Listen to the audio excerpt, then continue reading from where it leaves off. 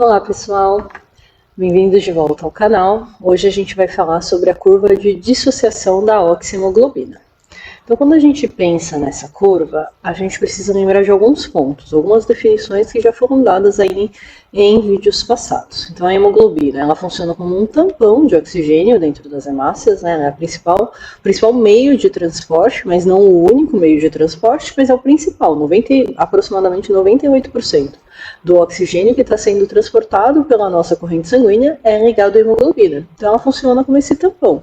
Sendo assim, ela é a principal responsável pela estabilização da pressão de oxigênio na nossa circulação.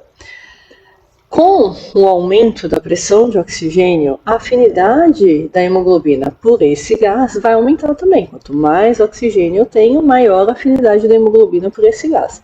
Portanto, a gente já sabe que existe uma relação entre a pressão arterial de oxigênio e a saturação, ou seja, a quantidade de oxigênio que está ligada à hemoglobina. Saturação de oxigênio nada mais é do que quantidade de moléculas de oxigênio que está ligada à hemoglobina.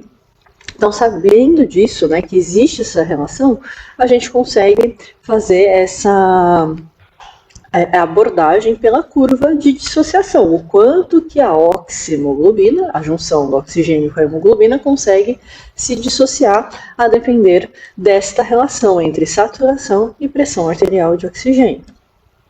Então, primeiro ponto, né? Por que essa curva, ela inicialmente tem esse padrão mais estável, né, mais horizontal, e depois ela tem essa decrescente tão acentuada, né, que nos dá esse formato sigmoide? Existe uma implicação prática disso, né, desse formato. Então, o primeiro ponto a se observar é que na porção superior, né, que ela tem essa maior estabilidade, a gente vai perceber que mesmo que a pressão arterial de oxigênio reduza em torno de 20 milímetros, nesse exemplo aqui, ó, de 100 para 80 milímetros de mercúrio, né, a pressão arterial de oxigênio reduziu em torno de 20, mesmo que haja essa redução importante, né, de 20 milímetros, a saturação de oxigênio não vai ter grandes mudanças, né? Então ela vai ficar ali entre 95% e 98%. E esse é o parâmetro que a gente normalmente vê nos capilares pulmonares, né? O que a gente vê acontecendo.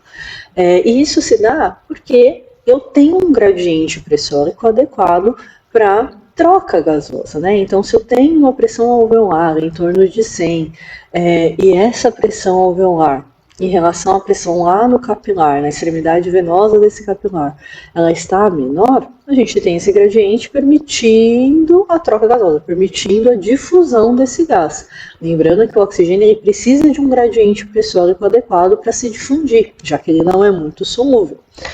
Tendo esse gradiente, então essa pressão mantendo ali entre 80 e 100, a saturação não vai ter grande influência. A hemoglobina ela consegue captar, né, o oxigênio, ela vai ter uma grande afinidade, ela consegue captar esse oxigênio e a saturação, o quanto que ela carrega de oxigênio não vai se modificar, mesmo a pressão caindo um pouco.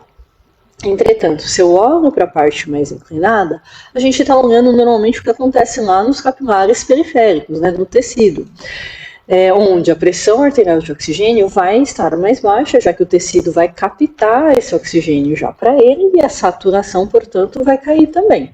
Então, quando a gente olha essa parte mais vertical da curva, a gente está vendo que uma pequena variação de pressão, por exemplo, ó, 10 milímetros de variação, de 50 para 40 milímetros de pressão arterial de oxigênio, a saturação da hemoglobina ela já vai cair drasticamente, né? Então há uma mudança na saturação, há uma mudança no quanto que a hemoglobina vai conseguir captar de oxigênio, já que o gradiente pressórico agora está muito baixo.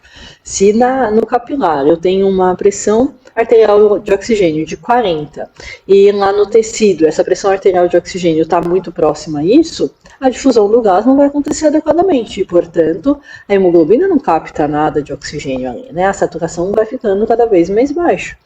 Então, Basicamente é isso que a gente está vendo.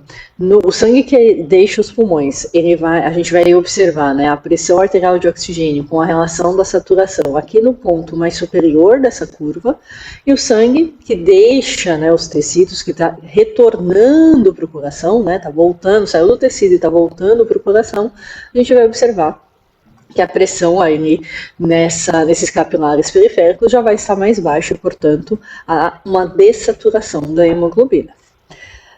Abordando isso, então, de forma prática, quando que pode haver desvios nessa curva, né? Em que situações patológicas ou de situações ali do dia a dia do indivíduo pode haver mudanças nessa curva, o comportamento dessa curva se modifica. Então, ela vai ter um desvio, ou para a esquerda, que é a linha azul que vocês estão vendo aqui, ou para a direita, que é a linha vermelha. O verde é o padrão, né?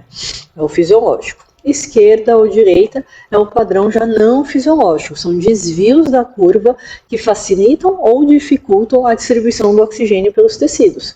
Por que que isso vai acontecer? A gente vai falar um a um aqui, começando pelo desvio à esquerda. Quando a curva se desvia à esquerda, ela vai se desviar quando eu tenho ou aumento do pH, porque eu tenho menos íons hidrogênio circulante, né? Então eu estou observando aqui uma situação de alcalinez, né? Deixando o meio sanguíneo mais básico, um pH mais básico. Então estou falando de alcaloses respiratórias, alcaloses metabólicas, vão gerar desvio da curva para a esquerda. Queda de temperatura, né? Então, hipotermias podem fazer esse desvio à esquerda também. Queda de PCO2, então eu estou perdendo um ácido, né? Deixando o meio mais alcalino, também desvia à esquerda. E diminuição dos níveis de 2,3-DPG. Então, se vocês lembrarem aí de vídeos anteriores, a 2,3-DPG é um dos produtos ali do metabolismo glicolítico, e quando ela está presente, ela se liga às hemoglobinas, mantendo essa hemoglobina num estado tenso, o que diminui a afinidade da hemoglobina pelo oxigênio. Já quando eu tenho menos 2,3-DPG, eu vou ter menos ligação da 2,3-DPG com a hemoglobina. Se eu tenho menos ligação, a hemoglobina vai ficar num estado mais relaxado, gerando um desvio para a esquerda. O que esse desvio está mostrando para a gente? Observa que ela vai ter, por mais tempo, uma estabilidade da curva, né? Ela tem, antes de entrar nessa curva aqui, né? Já para decrescente aqui da saturação, ela permanece mais tempo estável. Ou seja, a afinidade da hemoglobina pelo oxigênio, mesmo com quedas de pressão arterial de oxigênio, vai estar maior. Então é isso que eu estou mostrando aqui. Se eu tiver aqui os 100 milímetros de pressão arterial de oxigênio, que seria o normal, a saturação vai estar ali muito próxima ao normal. Mas nesse indivíduo, se ele tiver com uma temperatura então mais baixa, né, uma hipotermia ou um processo de alcalinez, né, um pH mais alcalino, mesmo assim, mesmo ele estando com a pressão arterial mais baixa, a saturação dele não vai modificar tanto. Por quê? Essas situações, então, processos de pH mais alcalino, hipotermias, hipocapnia e queda da 2,3-DPG levam ao aumento da afinidade da hemoglobina pelo oxigênio.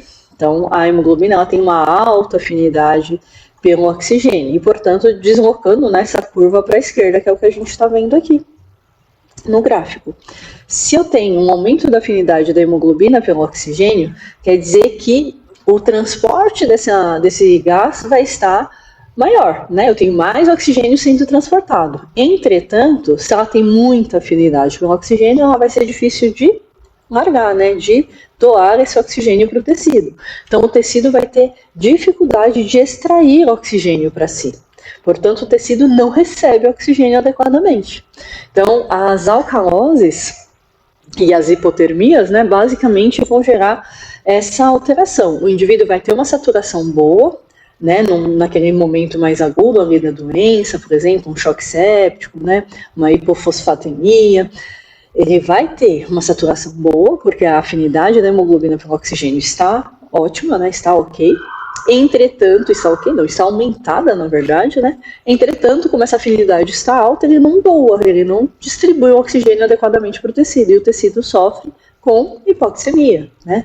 Então, pensando nisso, se todos os tecidos sofrerão com hipoxemia, o miocárdio é quem vai responder de maneira mais rápida em resposta, né, a essa hipoxemia, né, porque ele também não está recebendo, né? Então, as alcaloses podem levar a, por exemplo, né, processos isquêmicos aí do miocárdio. E, ao contrário, né, os desvios à direita são causados por queda do pH, né? Então eu tenho muitos íons hidrogênios e, portanto, gerando uma acidez. Então, acidoses metabólicas, acidoses respiratórias podem levar ao desvio da curva para a direita. Aumento da temperatura, né? Então, as hipertermias, as febres. O aumento da temperatura, a gente pode perceber esse desvio acontecendo de forma momentânea também durante o exercício físico, já que existe o aumento da temperatura durante a atividade física. O aumento da pressão arterial de gás carbônico, né? Então, eu tenho aumento de PCO2, eu tenho a hipercapnia, eu vou ter o desvio da curva para a direita, bem como o aumento da 2,3-DPG. Se eu tenho mais 2,3-DPG, eu altero o estado da hemoglobina para aquele estado tenso, né? Onde, se eu tenho muita 2,3-DPG, a hemoglobina está no estado tenso, a afinidade da hemoglobina pelo oxigênio cai. Então, essas situações vão levar à queda da afinidade da hemoglobina pelo oxigênio. Então, a afinidade pelo oxigênio cai. Então, o que a gente percebe é que eu tenho aqui uma pressão arterial de oxigênio de 100, que seria o nosso normal aqui na minha reta, que não está muito reta, né?